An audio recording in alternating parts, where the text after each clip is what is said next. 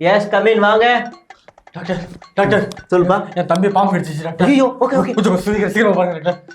படுத்து கிடக்காரு பேச்சு மூச்சு நம்ம அவரா? ஆமா டாக்டர் ரொம்ப சீரியஸா இருக்கா டாக்டர். எப்ப பாம்பு கடிச்சிச்சு? நேத்து நைட் டாக்டர் நொர தள்ளி கிடக்காங்க. ஏன்பா நேத்து நைட் கடிச்சு? ஏன்பா ஏமா நர்ஸ் அவர் செக் பண்ணுங்க, அது என்ன பிபி எல்லாம் செக் பண்ணுங்க. Okay doctor.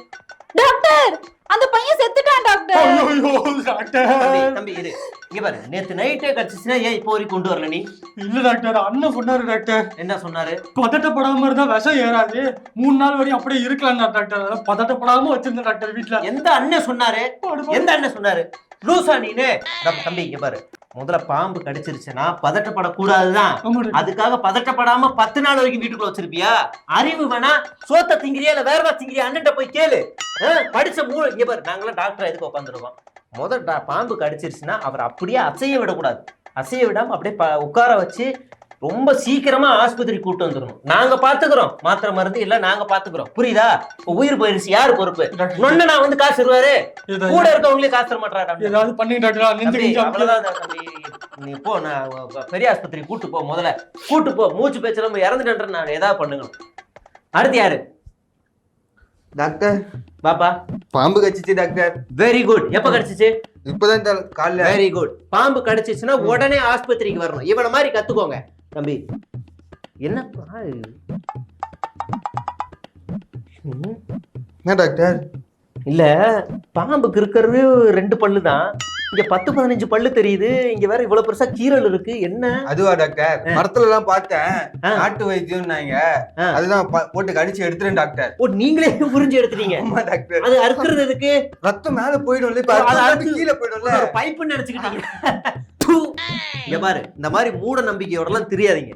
பாம்பு கடிச்சிருச்சுன்னா பாம்பு கடி எது ஓன் கடி எதுனே தெரியல டாக்டருக்கு. அப்படிலாம் விஷத்தை கரெக்டா ரத்தத்துல இருந்து உரிய முடியாது. நம்ம ரத்த ஓட்டம் எப்படி இருக்கு, அதுல விஷம் கலந்துருச்சுன்னா உடனே ஹாஸ்பிட்டல் கொண்டு வரணும். இவர் கரெக்டா விஷத்தை மட்டும் உறிஞ்சி எடுத்துருவாரு. தமிழ் சினிமா ஹீரோ இவரு. அறுத்து விட்டுருக்கியே. பாதி பேர் எப்படி முரட்டத்தனமான வைத்தியம் பண்ணி தான் இறந்து போயிருக்காங்க. புரியுதா? இங்க ஊத்திட்டு வர்றது, மாவை ஊத்திட்டு வர்றது, பச்சையில இதே கிரீமை தடவிட்டு வர்றது, இப்படிலாம் வராது. முடிஞ்ச அளவுக்கு அந்த பாம்பை என்ன பாம்புன்னு மட்டும் பாத்துக்கிட்டு வா. நம்ம ஊர்ல 4 வகையான பாம்பு தான். கட்டு விரியன், கண்ணாடி விரியன், சுருட்ட விரியன், அப்புறம் நல்ல பாம்பு. இது 4த்துக்கும் ஒரே மருந்து தான் இங்க கொடுக்குறாங்க. சுத்தி கவர்மெண்ட் ஹாஸ்பிட்டல் அவ்வளவு டெக்னாலஜி வளர்ந்து போயிருச்சு. இன்னமும் மூட நம்பிக்கையோட ஏதாவது பண்ணி காப்பாத்துங்க. நர்ஸ் ட்ரீட்மெண்ட் ஃபர்ஸ்ட் எய்ட் பண்ணிட்டு அந்த ஊசியை போட்டு விடுங்க. போ, மருந்து கொடுங்க. வர பேஷண்ட் எல்லாம் பைத்தியக்காரன். தம்பி வாங்க. நெக்ஸ்ட் யாரு? டாக்டர் டாக்டர் தேல் கடிச்சிச்சு டாக்டர். இங்க தேல் கடிச்சா அங்கதான் வலிக்கும். என்ன எப்ப கடிச்சிச்சு? நேத்து டாக்டர். நேத்து கடிச்சு ஏன்பா வரல? ஏன்பா என்ன நைட்ல என்ன பண்ணிக்கிட்டு இருந்தீங்க?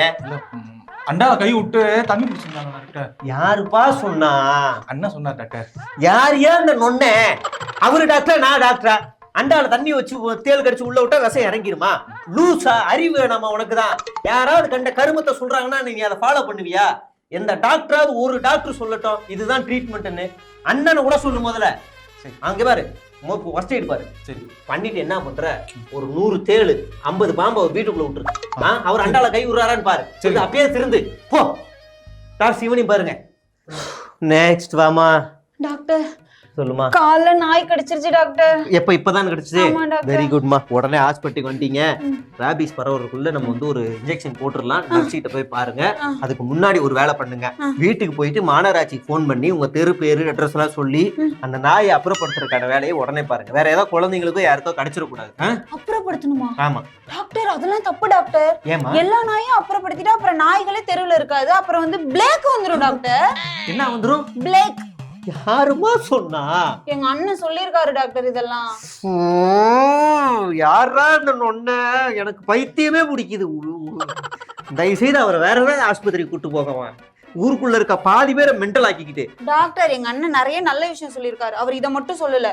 நாட்டு நாய்களோட எண்ணிக்கைலாம் குறையறதுக்கு காரணமே எல்லாரும் வந்து ஃபாரின் பிரீட் வாங்கி வளர்க்கறதுனால தானா. இதனால தெருநாய்கள்லாம் கம்மியாகிறதுனால இந்த மாதிரி மத்த ஸ்பீஷிஸோட எண்ணிக்கைலாம் அதிகமாயிடுச்சுன்னா வேற வேற நோய்கள் வரும்ல. ஏன் எல்லாரும் ஃபாரின் பிரீட் வாங்கி வளர்க்குறாங்க? சரி கரெக்ட் தான். நீ என்ன பண்ணு, நொன்ன வீட்டோட கேட்டை இப்படி எட்டி பாரு. பார்த்தேன்னு வையன், அங்க தெரியுது பாரு, ரெட்ரீவரு, கோல்டன் ரெட்ரீவர். கரெக்டா?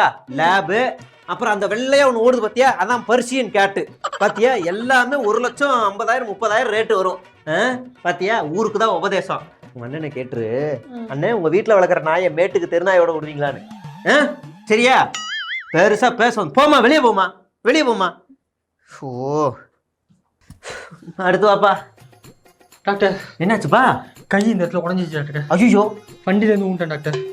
தம்பி, ஆ இது எதமோ இன்னைக்கு உடஞ்ச மாதிரியே தெரியலையேப்பா. டாக்டர் வலிக்குது டாக்டர். 10-15 நாள் ஆன மாதிரி இருக்கேப்பா. என்ன ஏன் 10 நாள் ஆகுது டாக்டர். ஏன்பா உடனே ஆஸ்பத்திரிக்கு வரல? ஏன்? இல்ல டாக்டர், வீட்ல வந்து சைடுல மரம் இருக்கு, சரி, எடுத்து போட்டு இலையை இறுக்கி போட்டு கட்டி ஒரு வாரம் வச்சிருந்தேன் டாக்டர். சேர்ந்துருன்னு பார்த்தா சேரவே இல்லை டாக்டர். எந்த லூசியா சொன்னது கை எலும்பு உடஞ்சிச்சுன்னா இலைய வச்சு கட்டணும்னு? டாக்டர் சும்மா பேசாதீங்க, முன்னோர்கள் என்ன சும்மாவா? என்ன தெரியுமா சொல்லியிருக்காரு? கடைக்கு போய் கறி வாங்கி இலையில வச்சு மூடி எடுத்துட்டு வந்தா வீட்டுல வந்து சதையெல்லாம் ஒட்டி ஒன்னாயிரம் இருக்காரு. அதே மாதிரி இது ஒட்டிக்கும் டாக்டர். எனக்கு தெரிஞ்சு இன்னொரு 5 நாள் வச்சிருந்தா சரியாயிடும் நினைக்கிறேன். தம்பி, 5 நாள் வச்சிருந்தா சரியாகாது. இந்த கையை உடைச்சிட்டா அதே மாதிரி அப்படியே பாடி இப்படி ஆயிரும், ஒரே மாதிரி ஆயிரும். இந்த கையா? ஆமா, கரெக்டா சரியாயிரும். புரியுதா? போ, அண்ணன் கிட்டயும் போய் காட்டு இதே மாதிரி. போ. வணக்கம். அதாவது தற்போது இருக்கக்கூடிய இலை கட்சியின் நிலைமையை பார்த்தீங்கன்னா 234 துண்டுகளா அந்த கட்சி வந்து செதற போகுதா நமக்கு வந்து தகவல் வெளியாகிருக்கு. அதுல வந்து பல துண்டுகள் ஏற்கனவே வெட்டப்படுறதுனால இப்ப ரீசெண்டா கோபிச்செட்டிப்பாளையத்துல ஒரு துண்டு வந்து வெளியாகிருக்கு அப்படின்னு சொல்லலாம். கட்சியுடைய மூத்த நிர்வாகியில ஒருத்தர் தான் இவர், புதுக்கோட்டையின். தற்போது இவர் வந்து வெளியில வந்திருக்கிறாரு. இவருடைய தொகுதிக்கு சுற்றுப்பயணத்துக்கு வந்து அந்த கட்சியோட பொதுச் செயலாளர் இவரை கூப்பிடல. பல இடங்கள்ல இவரை வந்து அவமதிச்சிருக்காங்க. இவர் ஒரு ட்விஸ்ட் என்னன்னா இவர் தான் அவரை வளர்த்து விட்டது அப்படின்னு எல்லாமே சொல்லப்படுது. ஆனாலும் இவருக்கு ஒரு மரியாதை இல்லை அப்படின்னு சொல்றாங்க. இதனால கோபமான இவரு அங்க இருக்க ஒரு கட்சி ஆபீஸ்க்குள்ள போயிருக்காரு. அங்க போகும்போது அந்த கட்சியோட பொதுச் செயலாளரோட போட்டோ இருக்கிற பார்த்து காண்டாயி இது தூக்கி வெளியில போடு, நமக்கு பெரியார், அண்ணா, எம்ஜிஆர் அப்புறம் ஜெயலலிதா மட்டும் இருந்தா போதும், இவரோட போட்டோ வேணாம் அப்படின்னு சொல்றதா தகவல் வெளியாயிருக்கு. இப்ப என்ன அப்படின்னா இவரை கட்சி விட்டு வெளியில போகக்கூடாது சமாதானப்படுத்துறதுக்காக பூ கட்சியை சேர்ந்த ஒரு முக்கிய நிர்வாகி பேச்சுவார்த்தை நடத்திக்கிட்டு இருக்காரு. தயவு செய்து போகாதீங்க, அதெல்லாம் விடுங்க, கட்சிக்குள்ள 1000 பிரச்சனைகள் இருக்கும், அதெல்லாம் நம்ம அட்ஜஸ்ட் பண்ணி தான் போகணும், நீங்க வாங்க, உங்களுக்கு தேவையான எல்லாத்தையும் நாங்க பண்றோம், நீங்க இல்லாம இந்த கட்சி இருக்குமா, உங்களை விட்டா வேற யாரு அப்படின்னு பல பிட்டு வார்த்தைகளை போட்டு சமாதானப்படுத்துறாங்களாம். ஆனா அவர் வந்து 5ஆம் தேதி நான் வந்து வெளியேறிடுவேன், 5ஆம் தேதி நான் மனசு விட்டு பேச போறேன் அப்படிங்கிறாரு. உண்மையிலேயே ஒருத்தருக்கு கோபம் இருந்துச்சு அப்படின்னா பட்டுன்னு பேசிடணும், அதுதான் உண்மையான கோபம். அதனால நாள் குறிச்சு நான் வந்து வெளியில சொல்லுவேன், அப்படின்னா அது பார்த்தா கோபம் மாதிரியே தெரியல அப்படின்னு வெளியில சொல்லிக்கிறாங்க. நாங்க பேசல. அந்த நேரத்துல இந்த பூக்கட்சியை சேர்ந்தவங்க இவர்கிட்ட வந்து சமாதானப்படுத்துறாங்க. நியாயமா யாரு சமாதானப்படுத்தணும்? சம்பந்தப்பட்ட பொதுச் செயலாளர். ஆனா அவரு இதுக்கு வாயே திறக்க மாட்டாரு, என்ன ஏதுன்னு தெரியல. அந்த அளவுலதான் இந்த கட்சி இப்படி போய்கிருக்கு. இது மாதிரி இன்னும் பல நிர்வாகிகள் அதிருப்தியில இருக்கிறாங்களாம். அவங்களையும் இந்த பூக்கட்சியை சேர்ந்த முக்கிய நிர்வாகி போய் சமாதானப்படுத்த போகிறாராம். அவர் என்ன மாதிரி சமாதானப்படுத்துறாரு அப்படிங்கிறத நாளைய எபிசோட்ல நம்ம பார்ப்போம். விடைபெறுகிறேன். நன்றி, வணக்கம்.